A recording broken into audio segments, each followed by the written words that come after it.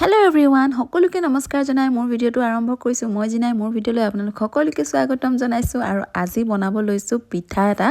মোৰ মানুহজনে যেহেতু সৰু কালৰ পৰাই কোৱাৰ্টাৰত থকা গতিকে তেখেতলোকে বিহু বুলি ক'লে বহুত বেছি এক্সাইটেড হৈ থাকে। মানে হাহুমাই আগতে বিহু বুলি ক'লে বা শহুৰ দেউতা ঘৰত যেতিয়া আছিল তেতিয়া বিহু বুলি ক'লে খুব বেছি এক্সাইটেড হৈ থাকে, কাৰণ তেখেতলোকে কোৱাৰ্টাৰত যেতিয়া আছিলে সকলো সম্প্ৰদায়ৰ মানুহ একেলগে থাকিছিলে, বিহু ঈদ সকলো বস্তুৱে উদযাপন কৰিছিলে খুব ধুনীয়াকৈ।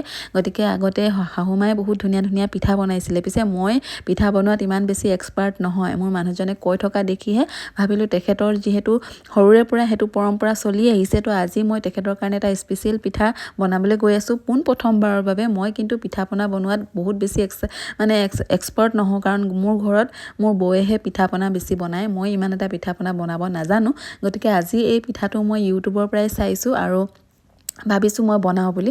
প্ৰথমতে মই 2 কাপ পানী দিলোঁ, তাতে 2 কাপ চাউলৰ গুড়ি দিলোঁ আৰু ভাত খোৱা চাউলৰ গুড়িয়ে দিছোঁ। সেইখিনি মই ধুনীয়াকৈ আটা মঠা নিচিনা মঠি ল'লোঁ আৰু এতিয়া দুটা দ কৰিলোঁ আৰু এটাত মই অলপ কালাৰ দি দিছোঁ, এইটো অৰেঞ্জ কালাৰ দিছোঁ আৰু এটা মই বগাকৈ ৰাখিম। আৰু এই চাওকচোন খচি মেলি হাতত অলপমান বাটাৰ লগাই ল'লোঁ আৰু এনেধৰণে মই এয়া ৰোল কৰি পেলাই আঙুলি পিঠাৰ দৰে বনাই ল'লোঁ। এই চাওকচোন 2টা কালাৰ হৈ গ'ল মোৰ, আৰু 2টা কালাৰৰ পিঠা মই 2টা বনাই ল'লোঁ। এতিয়া মই কি কৰিম, ধুনীয়াকৈ কালাৰফুল হৈছে ন, দেখিবলৈ ইমান বেছি ভাল লাগিছে ন। মই কিন্তু আজি প্ৰথমবাৰ বনাইছোঁ, মই বহুত বেছি ধুনীয়াকৈ বনাব জনা নাই যদিও কিন্তু বহুত বেছি খাবলৈ সোৱাদ হ'ল।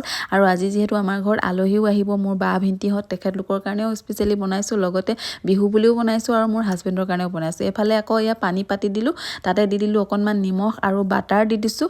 অকণমান বস্তু মই ইয়াত নিজে মানে মোৰ ফালৰ পৰা এড কৰিছোঁ, মই ইউটিউবত চোৱাৰ নিচিনাকৈয়ে বনোৱা নাই, মানে মই কিছুমান নিজৰ টেকনিক লগাই অলপ হেৰি কৰিছোঁ। মই এয়া গৰম পানীতে বাটাৰ দি দিলোঁ, দি পেলাই নিমখ অকণমান দি এয়া পিঠাখিনি ইয়াতে দি দিলোঁ, অকণমান উতল আহিবলৈ দিম আৰু উতল অহাৰ পাছতে মই এই পিঠাখিনি অকণমান চাকি দিম।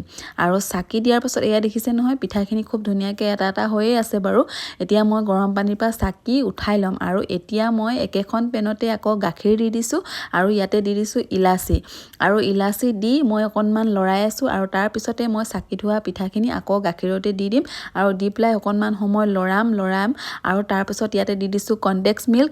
এইবোৰ বাৰু মই ইউটিউবত চাওঁতে দিয়া নাছিলে, এইবোৰ মোৰ ফালৰ পৰা মই এড কৰিছোঁ। বাটাৰৰ ফ্লেভাৰটো মই বহুত বেছি ভাল পাওঁ, পায়স চায়স বনালেও মই বাটাৰটো এড কৰোঁ, গতিকে মই ইয়াত বাটাৰো এড কৰিছোঁ, লগতে পাউডাৰ মিল্কো অলপ এড কৰিছোঁ।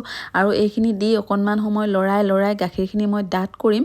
গাখীৰ মই 3 পোৱা লৈছিলোঁ আৰু এতিয়া মই চেনি দি দিছোঁ। চেনিৰ পৰিমাণটো অলপ কমকৈ দিব, কাৰণ ইয়াত কনডেক্স মিল্কটো মিঠা থাকে, লগতে পাউডাৰ গাখীৰো মিঠা থাকে, গতিকে কনডেক্স মিল্কটো অকণমান দিলেও সেইটোও মিঠা হয়। আৰু এয়া চাওকচোন উতলি বস্তুটো ডাঠ হৈ আহিলে, এতিয়া মই ইয়াত দি দিলোঁ অকণমান কেশৰ, আৰু এতিয়া মই ইয়াত দি দিম কাটি থোৱা ড্ৰাই ফ্ৰুট। মই এয়া কাজু বাদাম আৰু কাঠবাদাম লৈছোঁ, আপোনালোকে অন্য ড্ৰাই ফ্ৰুটছ দিবও পাৰে বাৰু। এইখিনি দি মই অকণমান উতলাই ডাঠ কৰি এয়া মোৰ পিঠাটো ৰেডি হৈ গ'ল, আঙুলি পিঠা গাখীৰত দিয়া। আৰু ইমান বেছি সোৱাদ লাগিছিলে নহয়, কি ক'ম আৰু, মানে সাংঘাতিক এটা টেষ্ট আহিছিলে। মোৰ মানুহজনে খাই কৈছে প্ৰথমবাৰ বনাইছা যদিও বহুত বেছি সোৱাদ লাগিলে।